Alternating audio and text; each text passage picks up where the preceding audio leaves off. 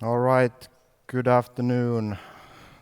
There might be still a few people arriving late, but I figured out at least from the past sessions, I'm glad to be standing up. So we might do a small exercise in the beginning with a simple question. Stand up if you know which is the happiest country in the world.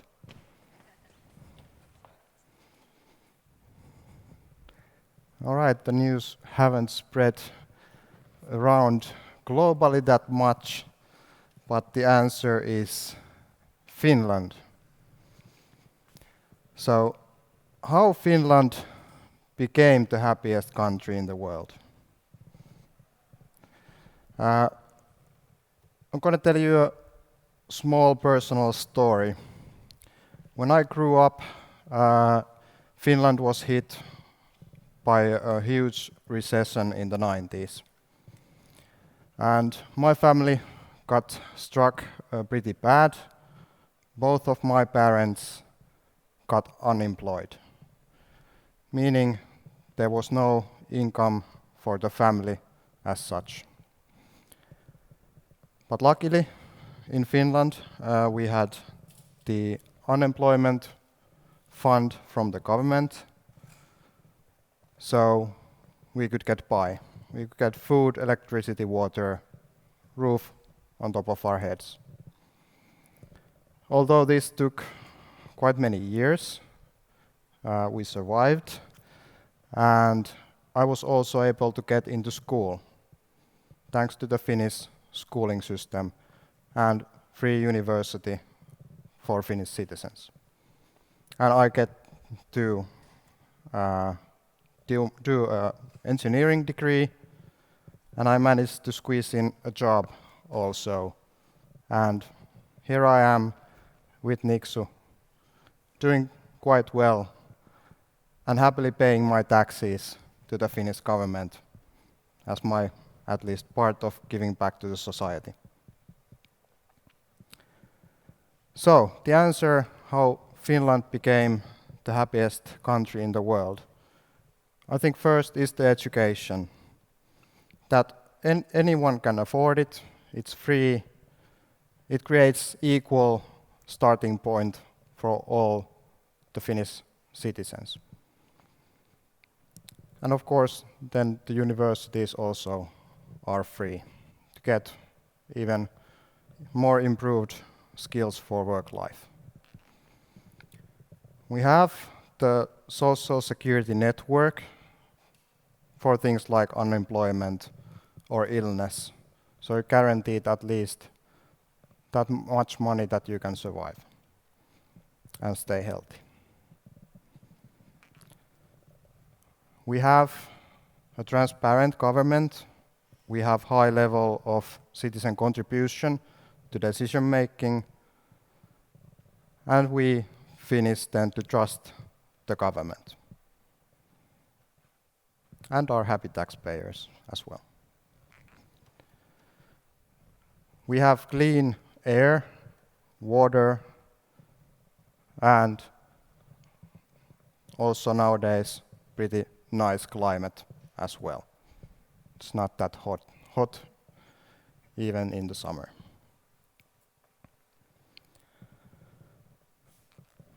But in addition to the climate change, the societal change is happening as well. We've done fine so far, but are we able to ensure a happy nation in the next 100 years? The society is becoming digital. And Finland is not anymore perhaps the leading country in the world. We are somewhere perhaps in the top 10 in fully digitalized society. But we are lagging behind if we look at countries like China, for example, who already built all their ecosystem on digital platforms. Like 90% of Chinese internet use is done by a mobile phone. We're not probably there yet. And like in Petri's presentation about the digital society, we cannot afford to leave anyone behind. So if you think today's world or today's living in Finland, who is excited about hundreds of passwords? Or at least my kids, when they went to the school, they get their first password before they even can read and write properly. So that's no way to access the digital society. Who can work on behalf of their company in the digital world easily? Not quite many. Or who can easily process the paperwork for your elderly parents in the digital world at the moment? Can you make things happen on their behalf digitally? Not that many. Who has simple payment mechanisms, methods in the internet, like we have cash and plastic credit cards in the physical world? Not that many. And who has seen that data flows within our healthcare system fluidly from private sector to public sector without you intervening and delivering documents across sectors? Not that many. So even in Finland, where we have services digitalized, we still have the problem that the user's life is not that easy, and ending up that we might not be the happiest digital society in the world. But of course, we have some progress here if we look at the things globally, which is also the global identity problem. Almost half of the world's population, due to the fact that they don't have the digital identity and means to authenticate themselves reliably on digital services, they can't access the digital ecosystems effectively and are being left out of the digital societies. So, how can we fix this as Nixu, as Finland? How to build the happy society, the happy digital society? It all starts from the people. So the people are the happy ones that do things. If you think of a Chinese entrepreneur wanting to start a company in Finland, they probably couldn't care less if they're operating with the tax office vertical or with the trade registry vertical or public or private sector verticals that they now have to face when they establish a company. They go through all the silos separately, and it's a tedious process for the person involved to know all these different silos. Why wouldn't it be possible just to start the company by pressing a button on your mobile phone, and then you would be asked for all the information the process needs? If you're an international student, the same thing happens at the moment. You go into the university site, fill in all your details. You go to the immigration office to get the residence permit. You'd contact the private sector to get housing, transportation to Finland. You get to the house at your campus. Then you start wondering if you need a library card or health insurance, whatever. You go through all the silos, and it takes time. It even takes physical visits to show your ID, your passport, in different service providers' service points, and it's really a tedious process. If you're a minor, you get the password to your school systems, but in Finland, for example, if you're between 13 and 18, you should have access to your own health records without your parents. But at the moment, if you don't have a clientship or a bank account in the bank, you're left out with the banking credentials and you can't access the services online because of lack of strong authentication and trust between the person and the provider of that information. And again, it's just not for the minors, it's not just the school, but it's all the digital society's other services as well, that they're now being left out. And then if you combine that you have the digital world, but you also have the brick and mortar services at the moment, how can you get the service flowing across both domains? Still at the moment you need to show your plastic card ID or some paper slip, for example, if you're fetching a package on behalf of somebody else. It can't be mandated digitally at the moment, which makes, again, the user's life a bit more miserable. But of course, even when we have the digital services in place, the society needs policies, legislation, rules to guide how this all should happen within a framework that makes the society tick in a way that is secure and reliable for the citizens. And that's what we have been doing with Cso Id. It's just not about technology. It's built and to be kept user-driven, so thinking what the user is doing with the Cso Id. And we have also built the structure, the rule books, the rules and the governance models. And in Finland in total, we already have the legislation in the public sector, but also enforcing the private sector to act in a regulated way. And EU is providing also this regulation, how to build a digital, for example, e-government services, and taking into account that the user's life event or the process should be as easy as possible from the start. So let me tell you a bit about Cso Id. Last year, some of you might recall this slide.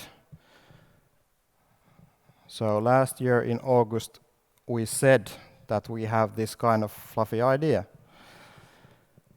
that we'll build this sandbox of trust project with some of the open source components that we've done with our customer projects, and we build a national digital identity and authentication platform that would be open source, would provide digital societies the building block they need to get the first step, the person involved in all the processes across sector silos. And I think looking back 1 year, we've been quite successful with this idea so far. So we did a soft launch at Suomi Arena last July, a Finnish event for the governmental and citizen sector. And we said that this is our idea, we publicly said it, and then we started figuring out the funding for that project. Luckily, we got the Finnish Innovation Fund involved, and we had pilot customers to fund a total of 600,000 euro project, including not 2 but 5 pilot cases. And we also started to build a Finnish strong authentication consortium that would actually take care of hosting the open source platform we are doing. The actual projects that took in place at the pilots involve, for example, the Finnish Finnair and Finavia flight sector organizations, including organizations also from the internal ministry, the finance ministry, border control, and police as stakeholders in the pilot. And in the pilot, we looked how the user should get access to the airport services, lounge access, as well as boarding the plane with just holding hands on her pocket and walk through all the security control points with biometric authentication. Not an easy task, probably not in production next year, but Finavia is expanding their airport facilities rapidly, and they want to be the number one in Europe and globally to provide the best passenger experience in the world. And they figure out that, yeah, it might not be that fun to carry your passport and flight tickets and show them everywhere. What if you could just walk through all the gates and board the plane? With the tax office on the right and the trade registry of Finland, we conducted the pilot where we figured out the Chinese entrepreneur's case, starting a company in Finland. Currently the model is that the person actually needs to come to Finland or they need to acquire a broker that will represent them in Finland. But what if all that could be done remotely from China without actually coming to Finland? And we modeled the path for the user, and we had also the banks looking at their processes. If this would happen, could they fulfill their know your customer requirements for anti-money laundering? And the tax office was really, really happy about the results, and they will actually start building an entrepreneur mobile app that they will present at Slush Shanghai this autumn, just to showcase that Finland is going towards this kind of user experience. They can give out a mobile device, you press a button and you can start a company in Finland. And the Chinese see Finland not only as nice climate and environment for their family and co-workers, but they also see Finland as a gateway to Europe, to the European market. And if Finland can take a slice about that company's margins, we'll keep our competitive advantage in Finland in the future as well, because there are quite a few companies in China. With Posti, we trialed both the registration of Cso Ids in their Posti physical outlets, so we would not need to train the registration people at the same level than, for example, in the bank or in the border control to actually see if the passport is valid or not when registering the identity. But we could do that technology assisted, so, or even with a self-service kiosk, taking picture of your face with validating the ID card or passport during the registration and hand out strong authentication mechanisms for Cso Id mobile app. You'll see that in a bit how the app actually works. The other thing was that Posti would like to make self-service at the physical world happen as well. So you could collect parcels or packages from the smart lockers that Posti already provides, so that you could actually also authenticate strongly and, for example, verify that you're over 18 when you're collecting a delivery required to verify your age. Currently, self-service and strong authentication doesn't work in the physical world. That's why they're interested about Cso Id. With the Education Ministry, we trialed how to get minors involved, how the parents or teachers could actually ask or authenticate strongly and register a minor's account in Cso Id and hand out the mobile app or other means in the future, for example, behavioral or biometric authentication for the minors, which would be easier to use than the passwords. And then we also modeled the foreign or the international students' path from the originating country to the university and mapped all together the stakeholders in the process, and the next steps are to actually go through that process with all the stakeholders and see if we could smoothen out the experience and deliver the best foreign exchange student experience in Finland and be appealing in the global education market for the students. So 5 pilots, one was with the National People Registry, and these all pilots were conducting within 6-month period, so pretty fast, pretty rapid results to actually improve things quite fast. So we've proven in the pilots that the technology itself works. We have the registration using ID documents or national strong authentication mechanisms. We tested that the Cso Id authentication app can deliver normal level authentication, strong level authentication, anonymous authentication. It can be easily integrated into the business apps of our customers, whether they're mobile, on the web, or in the physical world. So proven technology, which could be delivered already next year into production. But like said, it's not about technology all itself, although free open source and no license cost associated, but running the service, of course, is expensive.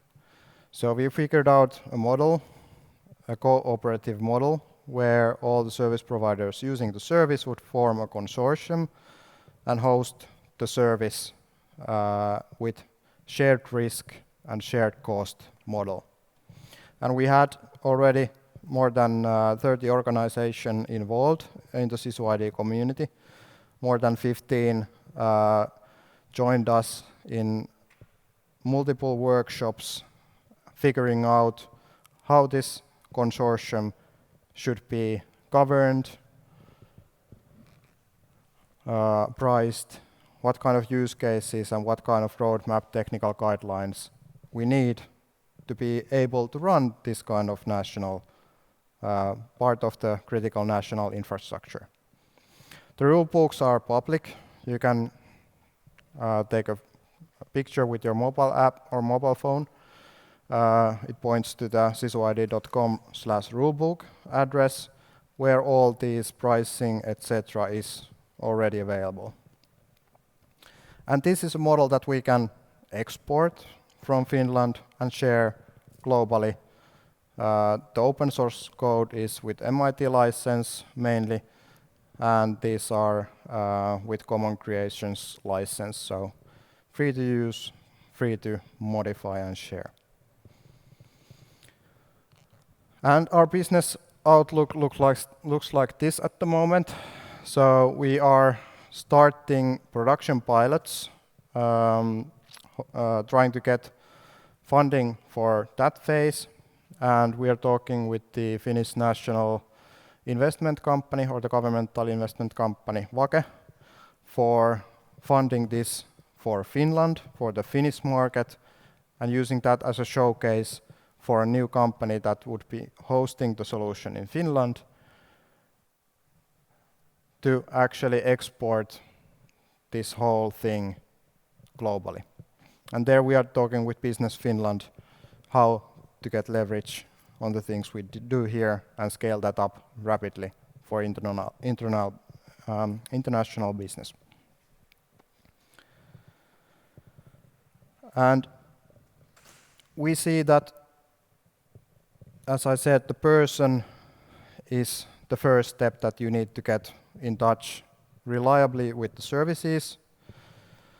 And that's our stage 1 plan for global domination. Stage 2 involves company identities, mandates, consent management, all the things you need to start building on top of the person, the other building blocks for digital society. And having those in place digitally can help to create the new services for the citizens. One example is this one. So one of the tax office's new areas where they would actually help the companies to fulfill their needs within the digital domain with all the things they need within a single app. So you would have your travel receipts or your financial receipts, your assets digitalized, your devices linked to your company, to your contracts, etc. All in digital format, easy to use for the user, and starting from that user using Cso Id, the login, provide the identity, we could start mapping that, okay, this person is working with this company, they have this kind of lease car associated with this kind of insurance, it's registered at Traficom, and we can start dismantling the silos and get the data flowing between the silos using the person's identity as well as the company's identity as the glue for the whole thing. And then we really see the benefits of the digital society. So you have your e-receipts. We can have real-time taxation happening when we know the assets and the costs, etc. happening.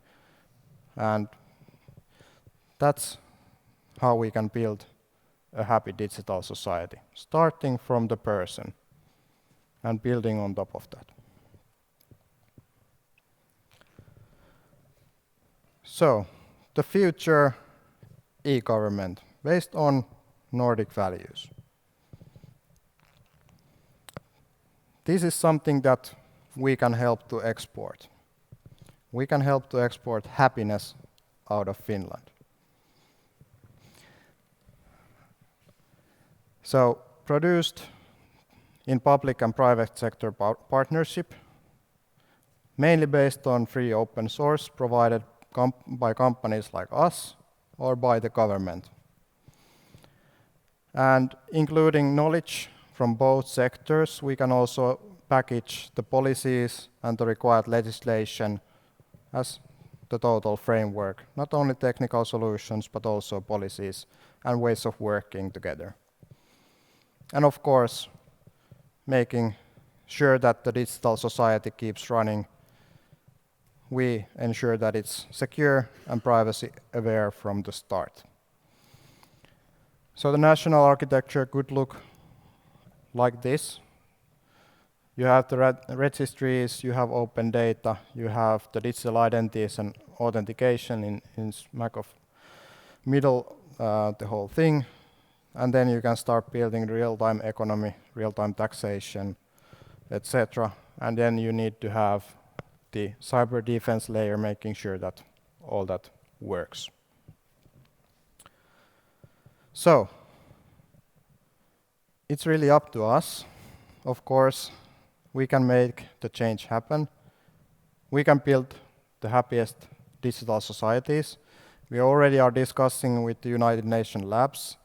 They have an office in Finland, how open source can help developing nations, for example, to build national critical infrastructure when they are starting to digitalize the society. We are working with the CEN standardization organization to make this digital identity and authentication framework as a global standard. We're working with My Data Alliance and the global community to actually push this message that the user should be in control of their data, and all the things you are providing with the society should start from the user. So that's already happening. And of course, it's not just one man or one person doing this. There is actually quite a lot of people already involved within Nixu. A huge thank to all these people who have contributed so far their excellent expertise. And I'll leave you with the short teaser video from our Cso Id TV commercial to be.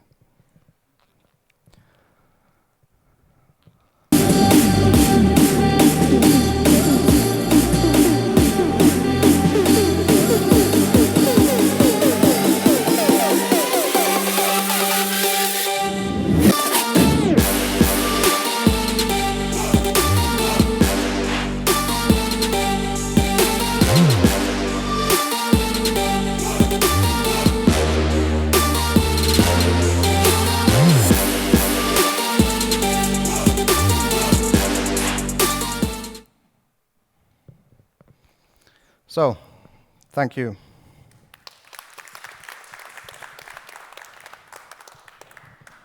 Yes, questions. Kari. There's a microphone.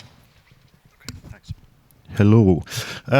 Throughout the development of this Cso Id, as you showed us the timeline, what do you think were your sort of biggest surprises? What do you, in both of the two ways, so that what do you think was way easier and more successful that you originally suspected, and also harder and more difficult to do? Really good questions. I don't actually know, because I've been doing this for 10 years. I had quite, I don't know, maybe perhaps realistic thoughts about it. Maybe the thing how we actually did the whole project so far was that we didn't have any kind of concrete business or project plan in the beginning. We just set the big, hairy, audacious goal that we'll build this. And then it just ramped up speed, and we got the right people and right organizations involved, and it started happening organically. So maybe that was my biggest surprise, that we really did that all without a detailed plan, so to say. There was Olli-Pekka. How do you do the initial authentication of a person, that someone claiming to be Joonatan Henriksson is really you and not someone else? Yeah, so how we do the initial authentication, the enrollment of the user. So we have multiple ways. So you can use the existing bank credentials, for example, in Finland, which are already in eIDAS substantial level. You can use the remote registration using your passport. So we can read or scan the image of the passport and your facial image and compare that with an algorithm. And of course, that might not be sufficient for the substantial level. And we are discussing with the Finnish Traficom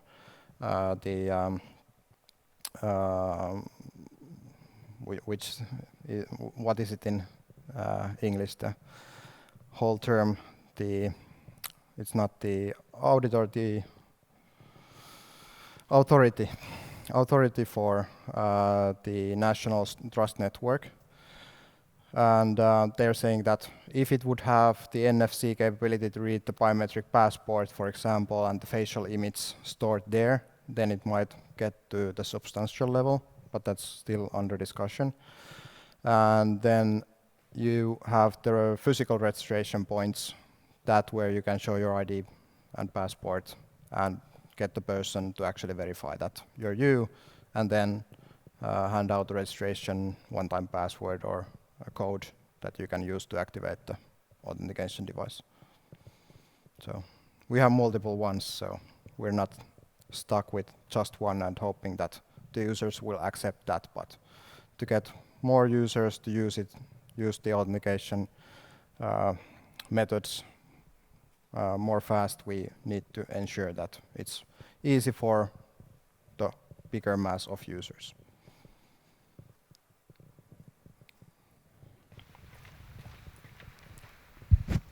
Are there any alternatives, meaning are there any potential competitors? Are we first in this business, or are there plenty of big names involved? Yeah, so of course we have the incumbents, the bank authentication and the mobile certificate in Finland, which have been really expensive for the service providers to actually use. And that's why they haven't, for example, replaced the passwords with that strong authentication, because it's expensive.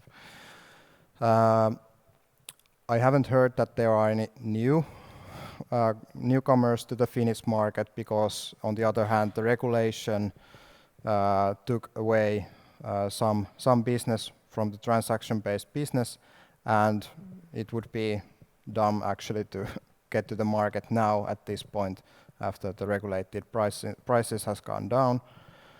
But of course, the Finnish government is not totally yet involved, which might end up that the government decides to do something of their own.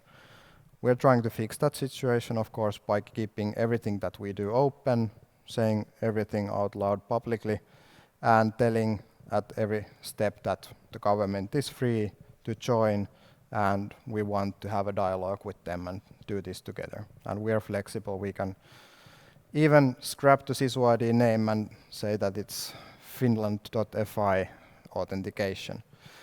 But we have actually a few points that we don't want to negotiate. The first one is that the future platform and solution will need to be developed together with the private sector and the public sector, not either of. And then the other one is that it needs to be cost efficient, really, really cost efficient, in order to replace the passwords. Anything else we can be flexible with the government. Any other questions? Yes.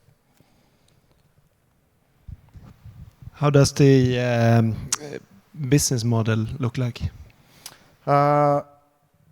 It's cost sharing, like I said. Active user per year is the measurement, and it summarizes somewhere up to like strong authentication for 1,000 users. It was like 0.8 cents per user per month, so to say. So it's really, really cheap compared to strong authentication solutions where it's €1 per user per month.